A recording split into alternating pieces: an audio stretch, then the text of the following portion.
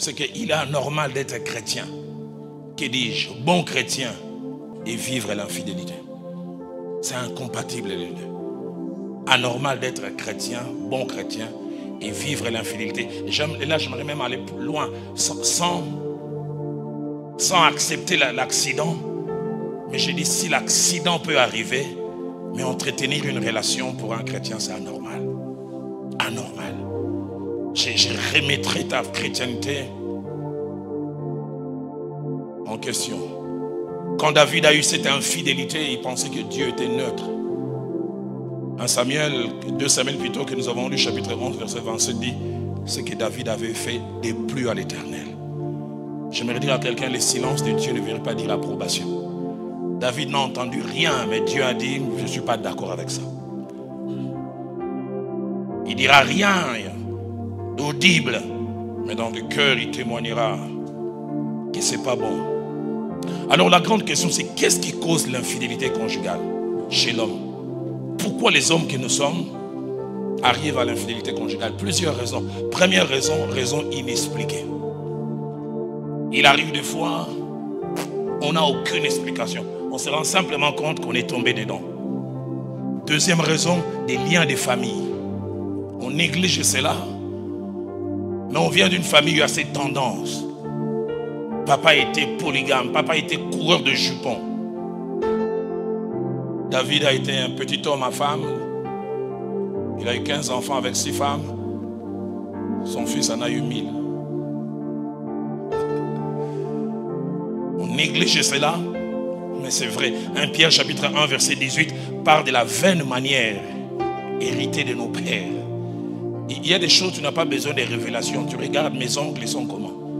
Mes oncles étaient des tireurs de l'été. Il a eu 15 enfants avec 12 femmes. Tu regardes toi, mais tu dis, Seigneur, aide-moi. Je viens de ces gens-là. Nous sommes attachés et pris pour cela. Combien dans les livres de rois, 1 et 2 rois, 1 et 2 chroniques, cette phrase revient souvent. Il marchait dans les voies de ses pères. Il fit comme son père. Il fit ceci. Troisième raison, troisième cause de l'infidélité conjugale, c'est le climat à la maison. Il arrive des fois, nous les hommes, nous tombons dans l'infidélité à cause du climat, les disputes répétées, des conflits non résolus, incompréhension répétée, insoumission de la femme. Là aussi, des fois, il nous faut parler aux femmes.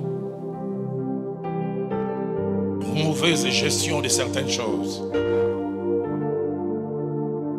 Mauvaise qualité de la nourriture. Je n'ai jamais oublié un papa avec qui on a grandi. Son fils était un ami, il est maintenant au Portugal. Il faisait partie de ces sectes qu'on appelle les babas, les gens qui se rasent du laissent que la barbe. Un homme pieux. Et puis à un moment, 2 semaines, on ne le voyait plus. Mon ami vient dire, il semble qu'on a découvert notre papa sur l'avenue Itaga à Lingwala. Il a une femme, il dit non. J'ai jamais oublié un jour vers 17h, nous allons comme des éclaireurs. On nous dit, il habite dans cette maison, nous allons vers la fenêtre. J'ai jamais oublié. C'est papa qui était un peu costaud comme moi, avec sa tête et sa barbe. Il était porté par une petite femme. Je pense qu'il devait peser dans les 90. Cette femme devait avoir 50 kilos. Il est porté, la femme lui faisait porter une bavette. Il le faisait manger, comme un petit bébé. Moi, je vois ce papa.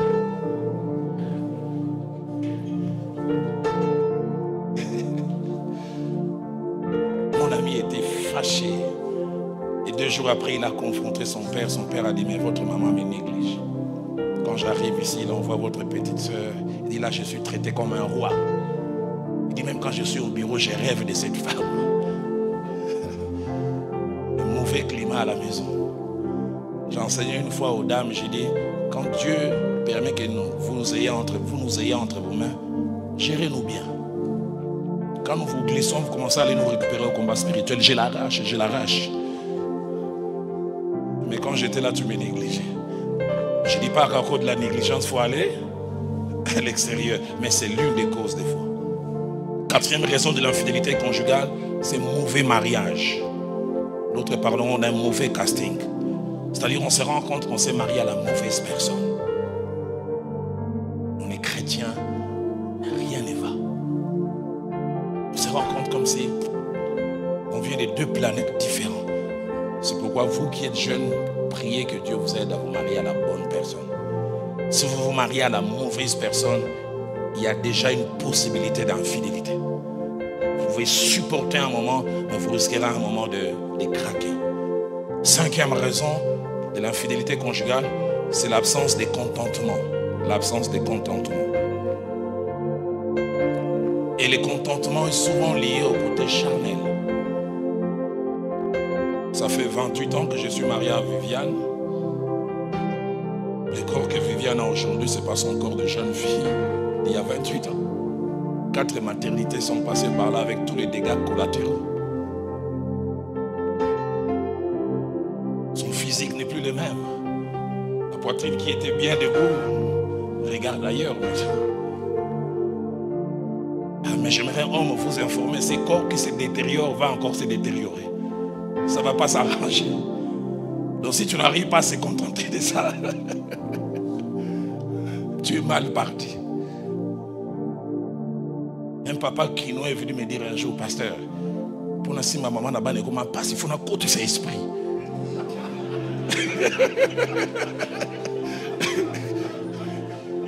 Et dit des fois, sur la télé, il y a tout qui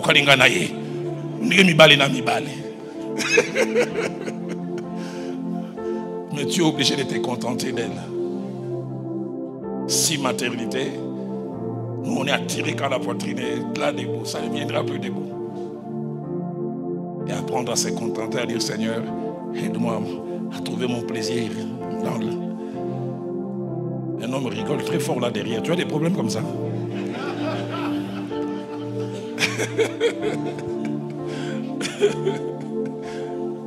Sixième cause de l'infidélité conjugale, c'est le problème des différences des tempéraments sexuels. Différences des tempéraments sexuels. Les psychologues qui ont étudié les couples disent, en termes de sexualité, nous avons 4 types de personnes. Premièrement, on a les très chauds. Les très chauds, ils peuvent aller sexuellement sur les 7 jours de la semaine, 6 fois. Et des fois, les 6 fois là, des fois 2 fois par jour. Ils n'ont ni un démon, ni un problème. Dieu les a créés comme ça. On les appelle Iveco, les véhicules qui ne connaissent pas la fatigue.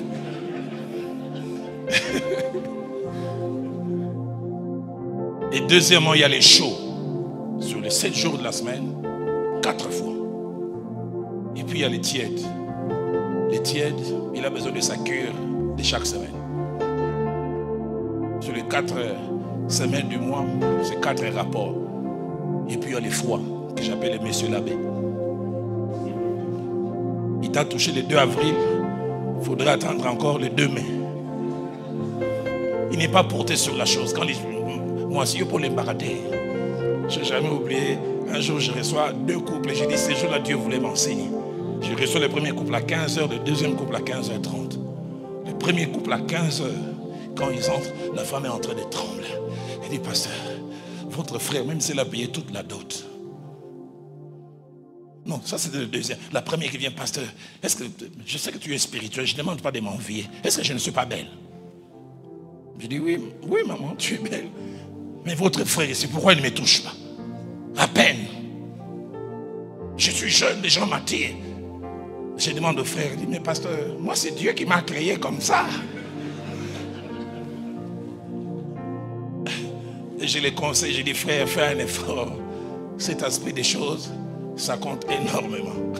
Ce jour-là, Dieu voulait m'enseigner. 30 minutes après, un deuxième couple entre. La femme fâchée. Il dit, pasteur, même s'il a payé toute la dot, est-ce que je ne peux pas me reposer? Par jour, 3 fois. Par semaine, 20 fois. Et les frères bougeaient seulement. Il m'a dit, pasteur, d'autres réclament ça, moi je lui donne, elle se plaint.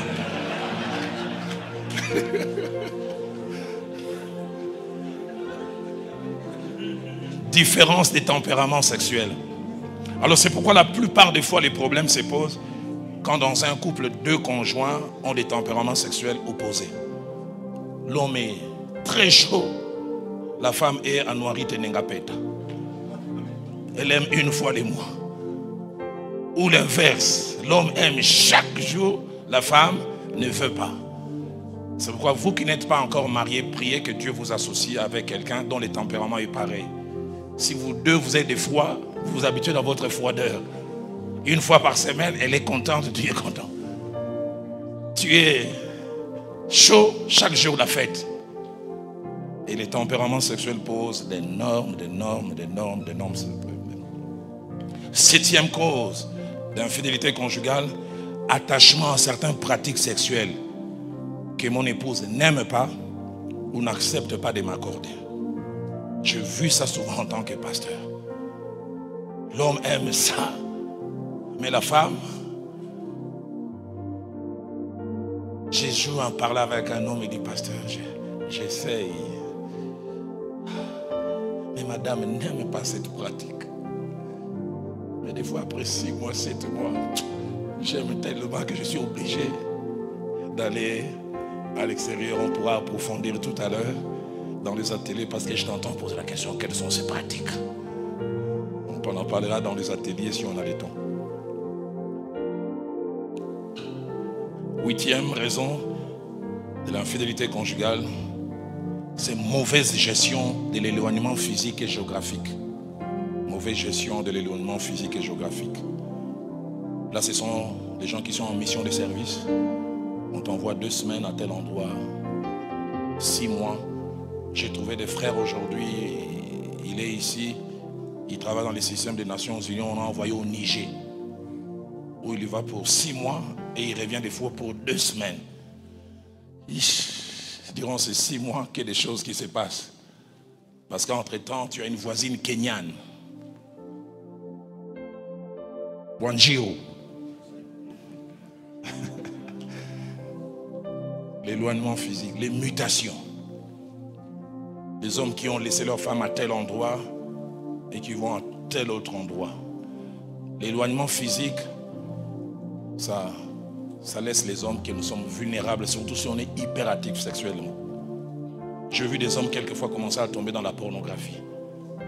Je ne veux pas tricher, mais je me plais, je regarde simplement. J'ai vu même des hommes les plus forts, même spirituellement, commencer à se masturber. Parce que je veux. Et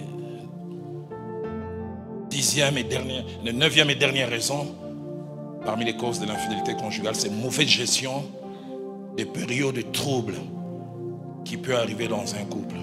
Mauvaise gestion des périodes troubles. Quelles sont ces périodes troubles? Je suis actif sexuellement, mais madame a une grossesse à problème. Et les médecins disent non, les 3 premiers mois ne la touche pas. Sinon vous risquez de perdre la grossesse. Mais toi tu aimes chaque jour. Elle est malade physiquement. Je me souviens d'un homme, sa femme avait des myomes sur les 30 jours du mois. Le sang pouvait couler des fois 20 jours. Ça coule aujourd'hui, ça arrête 2 jours et puis ça revient. L'homme commence à être fatigué. Elle a des problèmes gynécologiques, infections, des cycles qui ne marchent pas bien.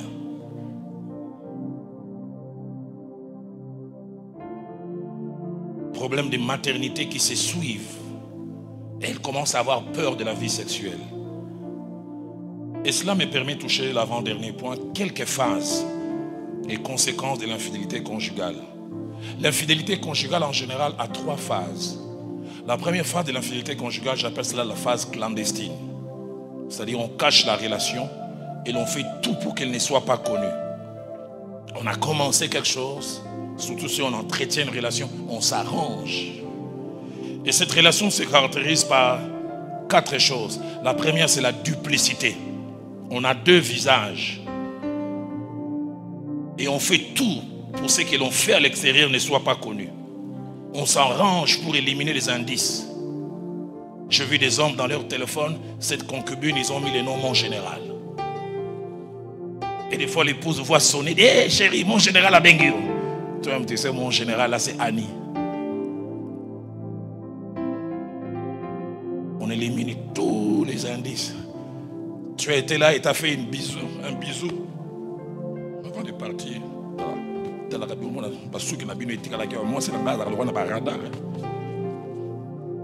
On fait tout pour enlever. On écrit un texto, on efface. On a reçu un texto, on efface. Deuxième chose attachée à la saison de la duplicité, c'est les mensonges. Presque tous les infidèles sont des menteurs. Puisqu'on ne peut pas afficher. Le travail finit à 16h, mais tu dois avoir cette concubine à 17h. On aura une réunion avec l'adjoint du DG. Une réunion stratégique de l'entreprise. Non, il n'y a pas de réunion stratégique. La réunion stratégique, c'est avec elle. Mensonge. Des fausses missions de service. Vous êtes convenus, vous allez à Gisenyi passer un week-end. Non, on nous a amené en groupe de travail. Pour tous les week-ends. Mensonge. Troisième chose attachée à la phase clandestine, c'est un mélange de plaisir et de souffrance.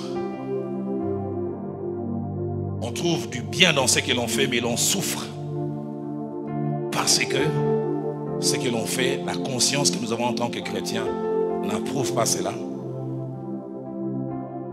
Et quatrième chose attachée à cette phase clandestine, c'est beaucoup de prudence. On prend beaucoup de précautions. J'ai connu un homme qui m'a dit, ma femme est tellement pointueuse. Si je veux, j'ai triché dehors. On peut en parler parce qu'on est entre nous hommes. Je m'arrange de ne pas toucher ma femme la même nuit. Parce que des fois, elle me dit, la quantité d'eau qui est sortie n'est pas peu, c'est peu. Tu as laissé ailleurs. Il dit, donc moi-même, je sais, quand j'ai triché, j'ai dit, non, je laisse passer. Parce que là, j'ai quelqu'un de la CIA. J'ai un jour parlé avec un homme qui m'a dit même, il amène 2 sous-vêtements. Parce que vous savez, nous les hommes, quand tu étais allé avec quelqu'un, quand tu portes des sous-vêtements, des taches peuvent rester.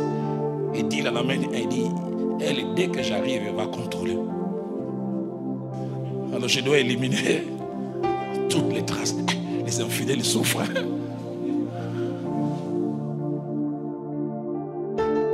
Deuxième phase de l'infidélité, c'est la phase des découvertes.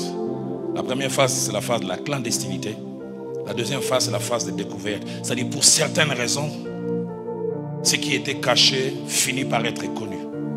Et là, il y a 2 éléments. Premièrement, c'est connu malgré les précautions. Les premiers indices commencent à apparaître. Imprudence. Un texto qu'on a oublié d'effacer. Au départ, on y est, mais je sais c'est qui? Oh! Non, ce sont des gens qui se sont trompés de numéro. En tout cas, Vodacom, ils ont des problèmes. Hein?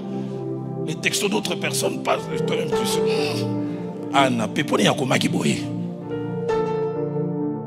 Facture d'hôtel qu'on a oublié de déchirer. Parfum de femme que l'on sent. Un homme me dit un jour comment il a renié son propre lot de capotes parce que son épouse savait qu'il n'utilisait pas de capotes. Il monte juste dans le... Chérie, c'est capote. Ah, Jean-Jacques m'avait demandé d'acheter pour lui. C'était sa commande.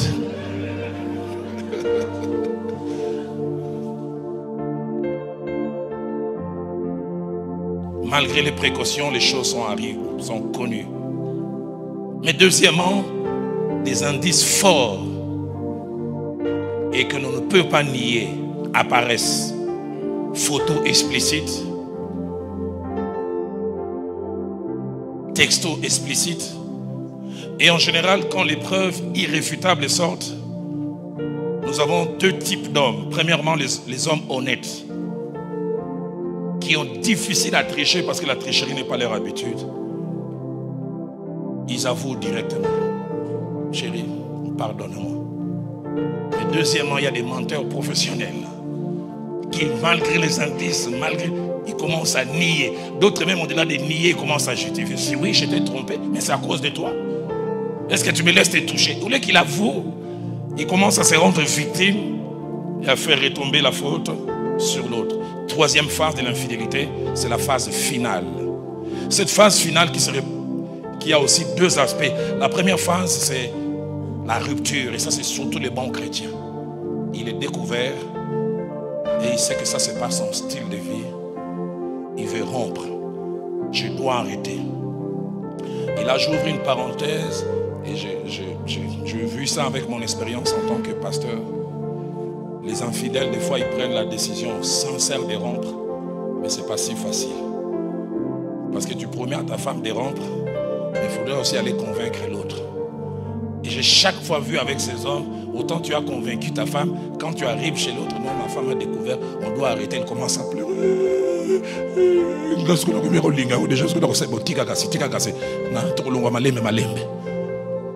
Autant tu as promis de l'autre côté, autant ça devient. C'est pour cela que je vous encourage, n'ouvrez jamais cette porte. Parce que pour en sortir, c'est difficile. J'ai eu plus de 29 ans dans la pastorale. J'ai vu des gens être détruits. C'est la rupture. Mais deuxième option, ça c'est les hommes qui n'arrivent pas. Ils officialisent la deuxième relation. Les uns rompent parce qu'il est chrétien, il ne veut pas. Mais les autres disent, en tout cas moi j'arrive pas. Soit tu acceptes qu'elle soit là, et prie pour que Dieu m'aide. Alors je termine avec le dernier point, avant de toucher la conclusion. Conséquence de l'infidélité conjugale. L'infidélité conjugale n'est jamais sans conséquence. Jamais. Jamais. Proverbe 6, verset 27 à 29 dit: quelqu'un marchera-t-il sur du feu sans se brûler? Quelqu'un va-t-il mettre du feu dans son sein sans que ses vêtements s'enflamment? C'est-à-dire ça finit toujours par nous brûler. Et parmi les conséquences qui peuvent s'attacher à l'infidélité conjugale, les conséquences touchent d'abord nous-mêmes, ça touche notre conjointe, ça touche nos enfants si nous en avons, mais ça touche aussi l'église et les témoignages de l'église. Et surtout si tu as des responsabilités. Ça touche la personne avec qui nous faisons ces choses. Et puis ça touche aussi notre Dieu. Romains chapitre 2 verset 24 dit: le nom de Dieu est blasphémé à cause de vous parmi les païens. Et rapidement je cite ces conséquences qui s'attachent à l'infidélité conjugale. Premièrement, l'infidélité conjugale a des conséquences économiques. Parce que la vie double a un coût économique. Pour entretenir une autre relation, il faut de l'argent. Et je me suis souvent rendu compte dans les entretiens avec les hommes, les femmes qui trichent sont demandeuses terriblement. Et des fois, elles demandent plus que les officiels. Premièrement, un coût économique. Deuxièmement, ça a un coût moral. Ça vous amène au mensonge, à la fausseté, à la duplicité. Vous devenez mal à l'aise. Vous-même, vous savez ça, je suis en train de mentir. Troisièmement, ça a des conséquences physiques. Qu'est-ce que je dis par conséquences physiques? L'infidélité vous oblige à assumer sexuellement à la maison, mais à assumer aussi à l'extérieur. Ce qui fait que la plupart des infidèles se dopent. Des grands clients des pharmaciens. Il faut chercher des fortifiants. Surtout pour que les indices ne se montrent pas. Madame, c'est que je la trouve 4 fois par semaine. Je dois garder le rythme des 4. Or, avant de venir, l'autre là m'a demandé 3. Il faudra aussi que j'assume à la maison. Un coût physique, conséquences physiques. Et quatrièmement, conséquences spirituelles. La culpabilité. Rupture de la communion avec Dieu. Et surtout si on est dans l'œuvre de Dieu. Avant-dernière conséquence, conséquence chez la femme. On peut amener des maladies vénériennes. On peut amener le sida. Et puis il y a la souffrance émotionnelle quand la femme finit par découvrir. Malachie 2,13 dit: vous couvrez des larmes l'autel de l'Éternel, des pleurs et des gémissements. J'ai jamais vu une aussi grande souffrance qu'une femme qui découvre que son mari trompe. 9 fois sur 10, une femme qui l'on trompe cherche toujours à voir l'autre. Le but c'est, je vais voir qu'est-ce qu'elle a de plus que je n'ai pas. Et autre conséquence, ça touche les enfants. Les enfants qui sont abandonnés. Un jeune homme est venu me voir dernièrement, 11 ans, dans un pays d'Afrique où j'étais, son père est pasteur. Et vous savez, les enfants d'aujourd'hui, ils sont très très forts en informatique. Il jouait avec les téléphones de son père. Je ne sais pas comment ils font, moi je ne connais pas bien l'informatique. Il m'a dit qu'il était capable de rentrer même dans les messages effacés. Et dans les messages effacés, les jeunes gens d'aujourd'hui sont très très high-tech. Il a vu les textes de son père, pasteur, avec une dame. Et puis il a vu les photos que cette dame nue envoyait à son père. Il est venu même au bureau, il dit: je vais te montrer. Je dis: non, Il dit, ça fait 3 semaines, je ne vais plus dans l'église. Hypocrite, menteur. Je voulais en parler à maman, mais je dis, je vais briser leur couple. Il dit, chaque fois que je les vois, ces derniers temps, il ne sait pas, je suis devenu impoli. Mais le but, c'est qu'il a détruit quelque chose en moi. Quand j'entendais cela, je dis, Seigneur, aide-moi. Mais ça peut aussi toucher l'église, surtout si nous avons des responsabilités. Je me tiens ici devant, tu te tiens ici devant. Tu triches avec une fille à cause de toi. Nous tous, on sera traités comme de moins sérieux. Ce diacre-là, je fais ça avec lui. Qui ne dit pas que Dalo aussi fait ça. Alors, comment se protéger de l'infidélité conjugale? C'est le dernier point et je conclue. La première des choses, j'aimerais dire, ce n'est pas toujours facile de se protéger de l'infidélité conjugale. Il faut savoir, comme nous l'avons déjà dit, que l'infidélité conjugale peut être due à plusieurs causes. Il y a le diable qui va utiliser toutes sortes de méthodes et de tentations pour nous amener à l'extérieur. Il y a nous-mêmes avec nos faiblesses. Et puis il y a l'extérieur qui peut nous amorcer. Le diable, nous-mêmes. Et l'extérieur qui peut nous amorcer. Par rapport à nous-mêmes, comment nous protéger? Il nous faut nous connaître. Il nous faut nous connaître. Quel genre de femmes peuvent t'attirer? Vous savez, le diable nous connaît. Il dit que telles, ce qui l'intéresse sont des femmes claires de teint. Telles, c'est les femmes qui l'intéressent qui ont de grosses poitrines. Le diable t'enverra le calibre qu'il te faut. Il y a des femmes, tu ne pries même pas, tu les vois, tu loues Dieu. Alléluia. Mais il y a d'autres, quand tu les vois, tu commences à chanter Sungangaye, Sungangaye. Nous connaître nous-mêmes. Et ne pas ouvrir la porte à certains comportements. Pas de légèreté. Ni en comportement, ni en parole. Et par rapport aux autres, ne jamais se croire fort. Le pasteur Vernon me disait, dans le domaine sexuel, il n'y a pas d'hommes forts, il n'y a que des hommes prudents.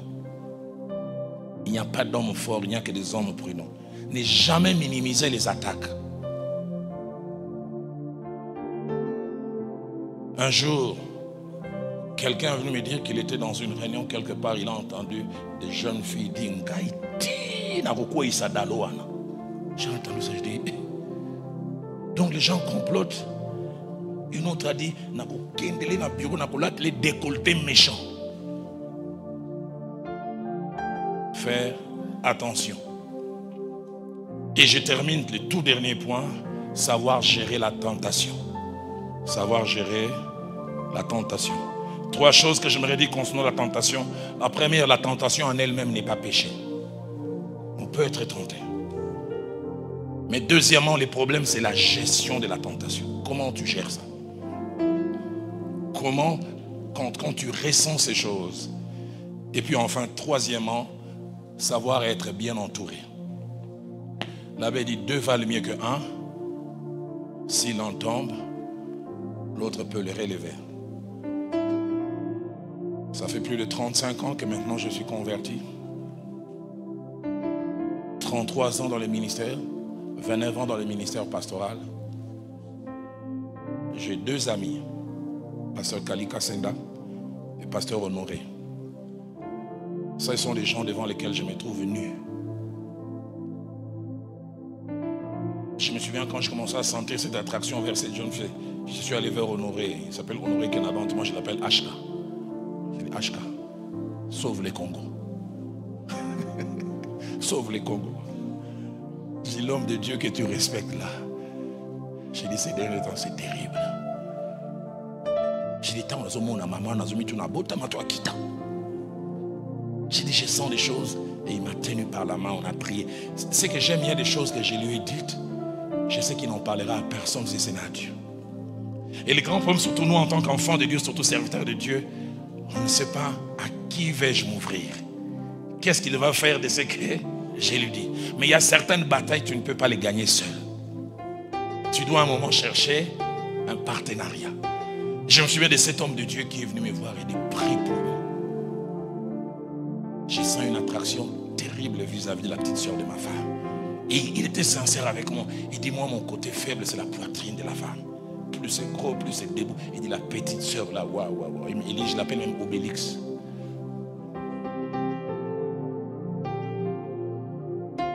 Il dit des fois, il rentre de l'université comme ça, elle enlève les soutiens-gorge, elle met un habit transparent. Il dit, tu sens innocente, mais il dit, il est coupable dans son innocence. Et elle vient me dire, tonton, moi je regarde, je dis, oh. Heureusement, Dieu ne montre pas nos cœurs. Hein. On ne sait pas ce qui se passe dans le cœur du saint homme. Et lui-même a dit cette phrase que je n'ai jamais oubliée. Il dit un jour, elle était en train à mes côtés, je la tenais simplement, je dis, oh, Dieu est au contrôle. Et dans mon cœur, je disais, si on ne peut pas manger les fruits défendus, on peut les toucher au moins. Mais l'avantage, c'est qu'il en parlait. En terminant, j'aimerais nous supplier. N'ouvrons pas la porte à ces fléaux. Je suis dans la pastorale depuis 31 années. J'ai vu ces 10 dernières années des gens attraper le sida et amener ça chez eux à la maison. Une petite aventure de quelques minutes. Quand j'étais pasteur titulaire à l'église, chaque dimanche, je pouvais voir 50 séropositifs que je connaissais. Vous savez, nous les pasteurs, on a des secrets professionnels.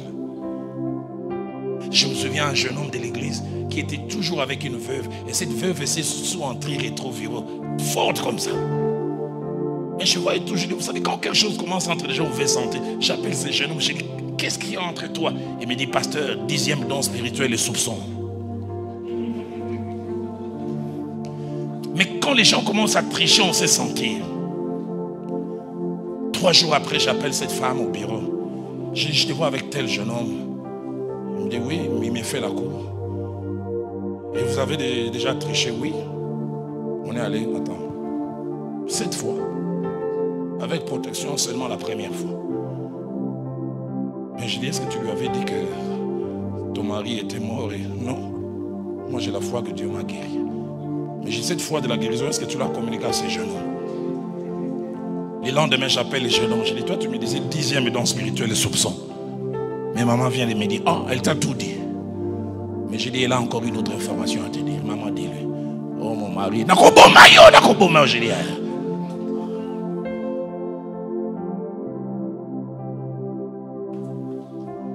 je prie que Dieu nous garde de ces choses. Au-delà de la communion, nous pouvons briser notre avenir. Nous pouvons briser bien les choses. J'aimerais ce soir nous inviter à baisser nos têtes.